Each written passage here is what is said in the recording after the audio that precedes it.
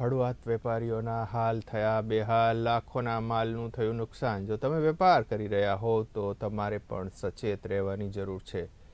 એસ્ટેટના માલિકના પાપે ભાડુઆત વેપારીઓના હાલ બેહાલ થયા છે, કેમ કે આજે અમદાવાદના ભાડુઆત વેપારીઓને લાખોના માલનું નુકસાન થયું છે।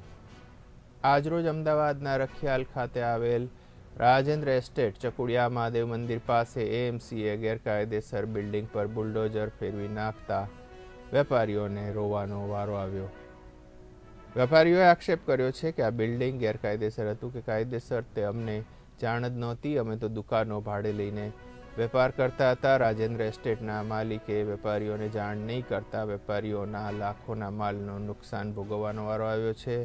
જોકે સૂત્રો પાસેથી મળતી માહિતી અનુસાર એએમસીએ અગાઉ 3 વખત વેપારીઓને નોટિસ આપી હતી, છતાં પણ વેપારીઓ પોતાની મનમાની કરી વેપાર ચલાવી રહ્યા હોવાની પણ વિગતો સામે આવી છે। વેપારીઓના જણાવ્યા મુજબ એએમસી એસ્ટેટના માલિકને જાણ કરી હશે, પણ માલિકે અમને જાણ કરી નહીં હોવાનો આક્ષેપ કરી રહ્યા છે।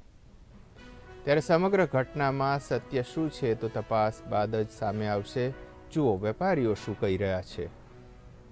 સૂકા સાથે લીલું સળગ્યું છે, કારણ કે જે વ્યક્તિએ એસ્ટેટ બનાવ્યું છે, જે વ્યક્તિએ ગેરકાયદેસર એસ્ટેટ બનાવ્યું છે, એ વ્યક્તિનું તો સામાન્ય નુકસાન થયું હશે, બાંધકામનું નુકસાન થયું હશે, પરંતુ એ એસ્ટેટના માલિકે જે ભાડવાતોને જે જગ્યા ભાડે ફાળવી છે, તે ભાડવાતોને એ સમગ્ર ઘટનાનું જે છે એ ગંભીર નુકસાન ભોગવવું પડી રહ્યું છે।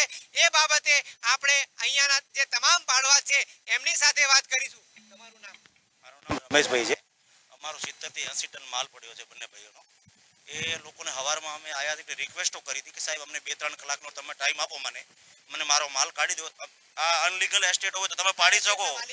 આ એસ્ટેટના માલિક મને કંઈ ખબર નહીં, પણ કોણ છે? મહેસનભાઈ કોઈ જૈન કરીને છે, એ છે। કેટલું નુકસાન થયું છે? 60-70 લાખનું નુકસાન થયો છે। એ લોકો જોડે અમે 2 કલાકનો ટાઈમ માંગ્યો તો સાહેબ 2 કલાકનો ટાઈમ આપો અમને, તો અમે એ લોકો અમને ધક્કા કાઢીને બહાર કાઢી દીધા હતા। કોર્પોરેશન દ્વારા તમને કોઈ જાણ કરવામાં આવી હતી? કોઈ અમને ભાડુઆતને કોઈ જાણ કરવાની, માલિક જોડે આવી હશે તો અમને સાહેબ ખબર નહીં। તમારું નામ? મારું નામ પરકારામ પટેલ છે। મારે અહીંયા માલ બધો પડ્યો હતો 100 ટન જેવો, એના માહિતી અમે 46 ટન જેવું નીકાળ્યું છે। બાકી 60 ટન સમજો કે 1.25 કરોડ સમથિંગનું નુકસાન છે। એટલે અમે એમને રિક્વેસ્ટ પણ કરી હતી કે આ માલ જો છે તમે 1-2 કલાકનો અમને ટાઈમ આપો, અમે માલ નીકાળી લઈએ, બરોબર? નિકાલવા નહીં દીધો માલ। વનારામ ચૌધરી।